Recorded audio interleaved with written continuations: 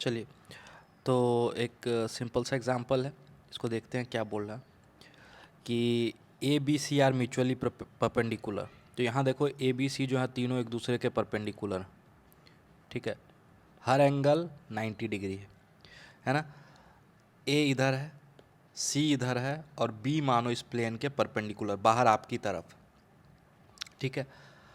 अब जब भी ऐसा सिचुएशन होगा तो आप देखो, अगर ए क्रॉस बी या बी क्रॉस ए करोगे तो ये जो वेक्टर होगा वो इस लाइन के अलोंग होगा, है ना, कुछ ऐसे होगा। और इस पर्टिकुलर केस में ए क्रॉस बी किधर होगा, ऐसे नीचे की तरफ। यानी ए क्रॉस बी जो एक वेक्टर है, मान लेते हैं इसका नाम डी है। क्या नाम है? डी। इसका नाम हम लोग मान लेते हैं डी वेक्टर। तो ये डी वेक्टर किधर है, ऐसे नीचे की तरफ। अब ए क्रॉस बी जो है वो डी वेक्टर ऐसे नीचे की तरफ है, और डी और सी के बीच का एंगल क्या हो जाएगा, 180 डिग्री, है ना। तो आप सिंपली ऐसे समझो कि अगर ये तीनों एक दूसरे के म्यूचुअली परपेंडिकुलर हैं तो तीसरा वेक्टर हमेशा बाकी दो वेक्टर के प्लेन के परपेंडिकुलर होगा। मतलब तीसरा वेक्टर हमेशा उस डायरेक्शन में होगा जिनमें बाकी दो का क्रॉस प्रोडक्ट होगा, ये श्योर है। और ऐसा जैसे ही होगा तो दो का क्रॉस प्रोडक्ट हमेशा तीसरे के लाइन में आ जाएगा, है ना। तो दैट मीन्स कि हम ये बोल सकते हैं कि अगर यहाँ पे सी और इस वेक्टर डी की बात करो तो इन दोनों के बीच का एंगल क्या है, पाई। और आप डॉट प्रोडक्ट में मैग्नीट्यूड की बात जानते हो कि अगर एक वेक्टर सी है दूसरा वेक्टर डी है तो इनके डॉट प्रोडक्ट का मैग्नीट्यूड हो जाएगा सी का मैग्नीट्यूड, डी का मैग्नीट्यूड और साइन पाई इस केस में। तो ये क्या हो जाएगा, ज़ीरो, ठीक है। अच्छा, ये पूछ रहा है कि क्या कन्वर्स भी ट्रू है, तो मेरा कहना नहीं। इसका मतलब है कि ये बोल रहा है कि अगर C cross A cross B zero आ रहा है तो इसका मतलब वो परपेंडिकुलर ही होंगे म्यूचुअली। मेरा कहना नहीं।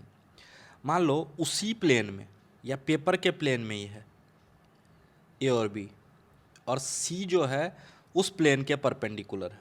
कुछ ऐसा सिचुएशन है, ध्यान से देखो। ए और बी तो पेपर के प्लेन में है, ठीक है। इसको हम बी बोल देते हैं, फिर से हम बना रहे हैं। देखो, ए और बी पेपर के प्लेन में, ये मेरा बी है, लेकिन ये म्यूचुअली परपेंडिकुलर नहीं।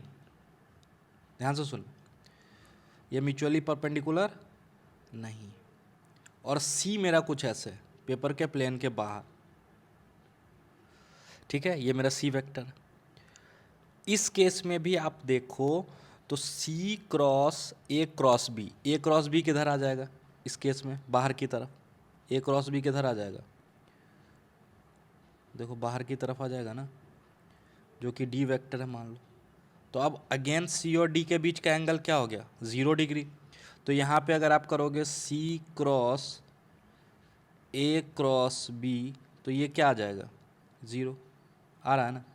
लेकिन क्या ये म्यूचुअली परपेंडिकुलर हैं, नहीं है। तो एक बात क्लियर हो गया कि अगर म्यूचुअली परपेंडिकुलर हैं तो C cross A cross B zero आएगा। लेकिन C cross A cross B अगर ज़ीरो है दैट डजंट मीन कि वो म्यूचुअली परपेंडिकुलर है। यहाँ पे देखो ना, ये म्यूचुअली परपेंडिकुलर नहीं है, ए और बी के बीच का एंगल कुछ और है ना।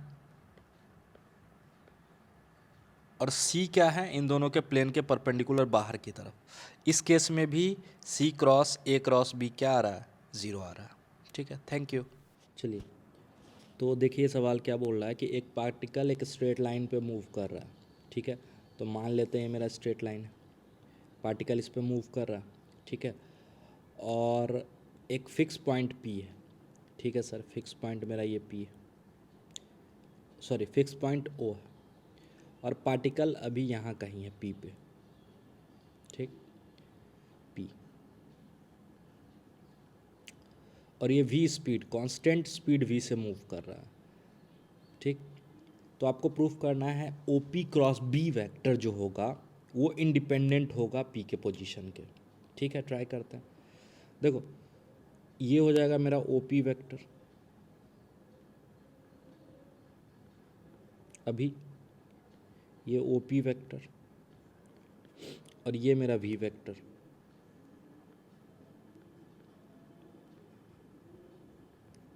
ठीक है। इन दोनों के बीच का एंगल क्या हो जाएगा यहाँ पे,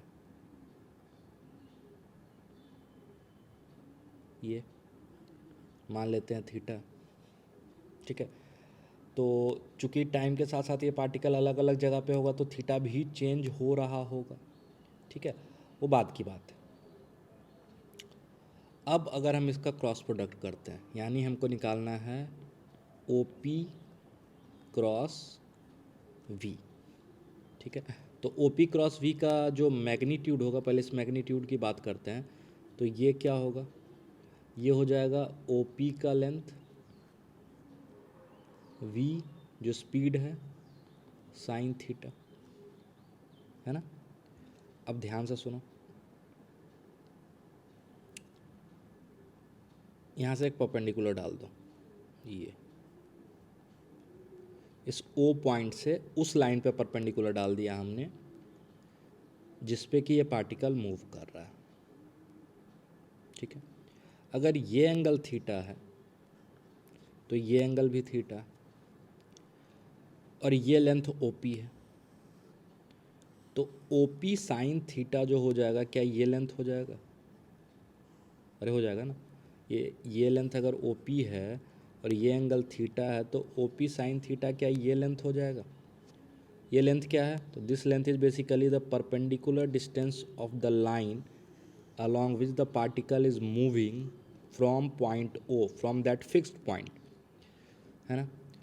तो ये हो गया मेरा, मान लो इसका लेंथ L मान लेते हैं, क्या मान लेते हैं, L। तो ये हो जाएगा L V sine theta, sorry sine theta तो हो गया, ओ पी साइन थीटा क्या बना लिया, ये ओ पी और ये साइन थीटा, ये मिलके क्या बना रहा है L, ठीक है। अब किसी और पॉइंट पे चले जाते हैं, इसी लाइन के लो, मान लो पार्टिकल जब यहाँ था तो ये मेरा ओ पी वेक्टर था और ये वी वेक्टर था, वेलोसिटी वेक्टर। उस समय इनके बीच का एंगल मान लो बीटा, ठीक है, बीटा मान लो, तो ये एंगल भी क्या हो जाएगा, बीटा। तो उस समय अगर इनके क्रॉस प्रोडक्ट का की बात करें तो वो उस समय क्रॉस प्रोडक्ट हो जाएगा ओ पी क्रॉस वी का मैग्नीट्यूड, तो ये क्या हो जाएगा, अगेन ओ पी का magnitude V into sine beta हो जाएगा। दैट मीन्स कि अब की बार अगर हम बात करें ओ पी साइन बीटा की, तो अगेन यही लेंथ है, परपेंडिकुलर लेंथ, तो ये अगेन क्या हो जाएगा, एल वी। इसका मतलब एक चीज़ तो क्लियर हो गया कि क्रॉस प्रोडक्ट का मैग्नीट्यूड सेम आ रहा है, क्या डायरेक्शन भी सेम है, बिल्कुल। तो यहाँ पे देखो, अगर आप ओ पी क्रॉस वी करते हो तो ये अंदर की तरफ आएगा वेक्टर, और यहाँ पे भी आप अगर ओ पी क्रॉस वी करते हो तो ये वेक्टर अंदर की तरफ आएगा, मतलब मैग्नीट्यूड भी सेम है और डायरेक्शन भी सेम है। तो हम बोल सकते हैं कि O P cross V vector जो है वो क्या है, कांस्टेंट है, that is independent of position of particle P, ठीक है। Thank you.